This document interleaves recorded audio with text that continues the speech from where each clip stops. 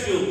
مصر کے نوجوانوں میں آج بھی قرآن کی تلاوت کا اتنا ذوق ہے. ان کے ہاں کبھی کوئی شادی ہو, کوئی تقریب ہو, کوئی دعوت ہو, کوئی پارٹی اور گیدرنگ ہو, جہاں 4 لوگ اکٹھے ہوتے, گانا نہیں ہوتا, موسیقی نہیں ہوتی, رقص نہیں ہوتا, جہاں 4 نوجوان اکٹھے ہوتے ہیں قرآن کی تلاوت کا مقابلہ شروع ہو جاتا ہے.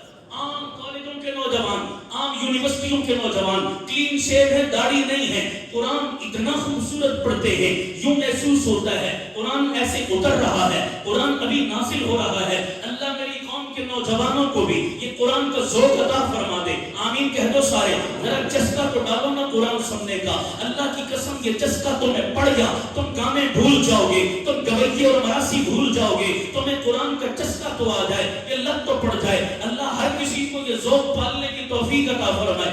آمین کہہ دو. وقت نہیں ہے, میں تفصیل میں نہیں جا رہا, میں اشاروں پہ اکتفا کر رہا ہوں. مصر والوں نے تلاوت کا حق ادا کیا, اور اس کی تبلیغ اور اشاعت کا حق کس نے ادا کیا؟ بول دو ذرا سارے.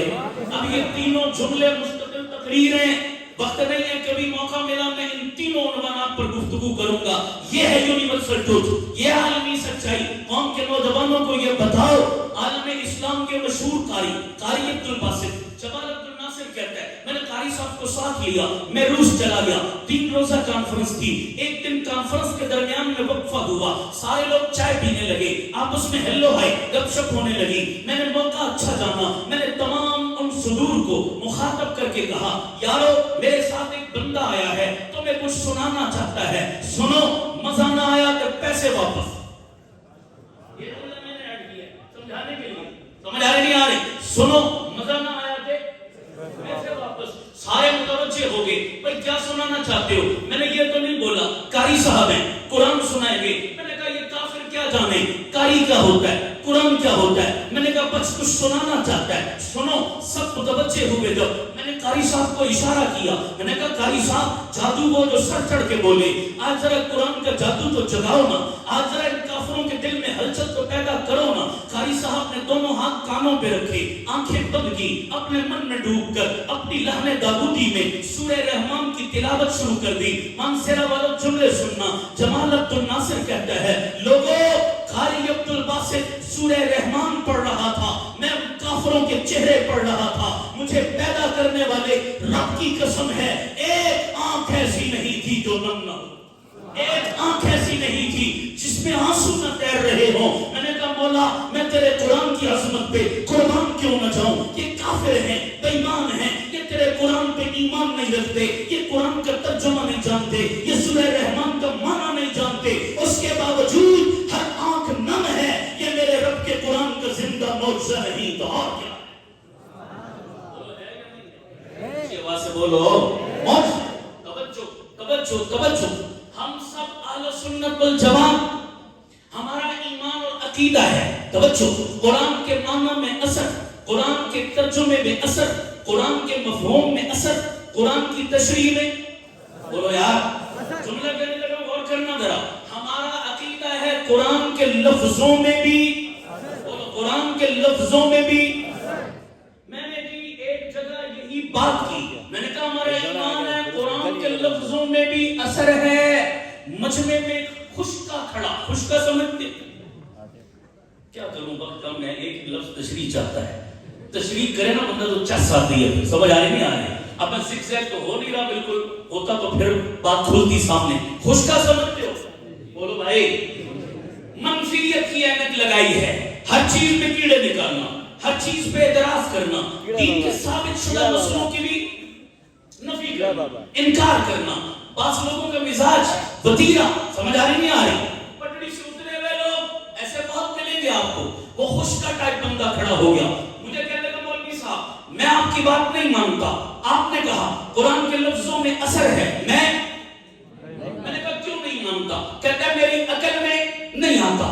میں نے کہا عقل میں نہیں آتا تو عقل کا علاج کر, قرآن کا انکار تو سمجھ آ رہی نہیں آ رہی؟ بھینگے کو ایک کے دو نظر آئے تو قصور کس کا؟ بھینگا اپنی نظر کا علاج کرائے, چیز کی نفی تو نہ کرے نا بابا.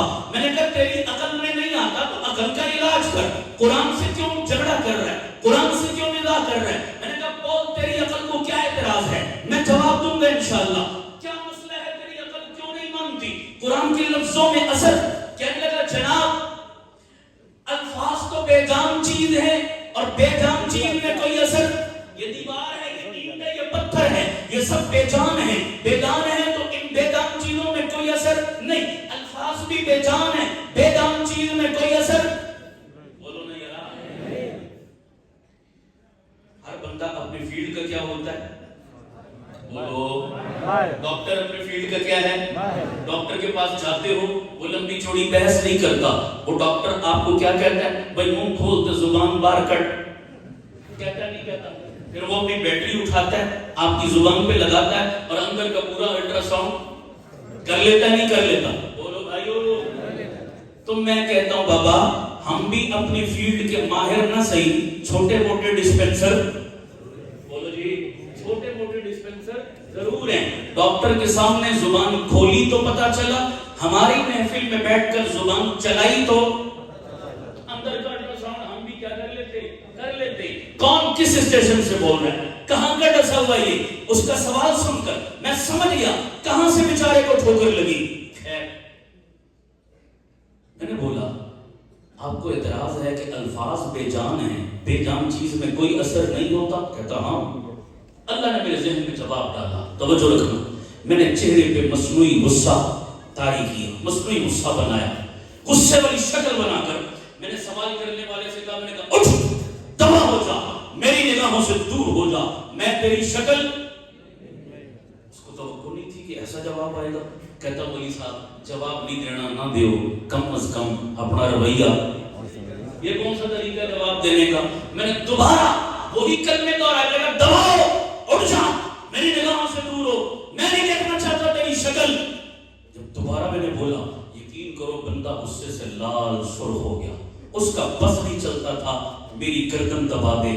جب غصہ سخت آیا نا اس کو, میں نے بولا کیوں سونیا ہویا نا اثر آئے. نہیں سمجھ رہے یار. میں نے کہا میں نے بھی الفاظ ہی بولے ہیں, ڈنڈا تو ہوا نا اثر. کہتا ہوا. میں نے کہا سن, مجھ گناہگار کے لفظوں میں اثر مانگتا ہے, پروردگار کے لفظوں میں اثر کیوں نہیں مانگتا. اور کہتا ہوں سن, گورے انگریز کی بنائی بھی پہنا ڈول میں اثر مانگتا ہے, پروردگار کے بول میں اثر کیوں نہیں مانگتا. وہ پہنا ڈول میں بھی کیا جان ہے. بولو یار, پہنا ڈول کی گولی بھی کیا ہے, بے جان چیز ہے. ظالم گورے کافر نے بے جان بنائی, تو نے اثر مان لیا, اور وہ کلام جو میرے رب کے اندر سے نکلا کہتا کوئی اثر نہیں. علاج کراؤ اپنی سوچ کا, علاج کراؤ اپنے عقیدوں کا. اتنے کمزور عقیدے, ساری کائنات بے اثر ہو سکتی ہے, رب کا کلام بے اثر. قرآن معجزہ ہے. بس آخر پہ آتا ہوں ایک پوائنٹ پہ, ایک آخری معجزہ. بھائی اس مجمع میں کئی بوڑھے بزرگ بھی بیٹھے ہیں, میرے خیال میں ان کی اور پاکستان کی عمر, اتنے لوگ بیٹھے ہیں نا بابا. مجھے بتاؤ, میں سوال کرتا ہوں, جتنی مہنگائی 75 سالوں میں اس دور میں ہے, پہلے کبھی ہوئی؟ مجھے بولو یار. مہنگائی نے کڑا کے نکال دی لوگوں میں, چیخیں نکال دی. ایسا ہے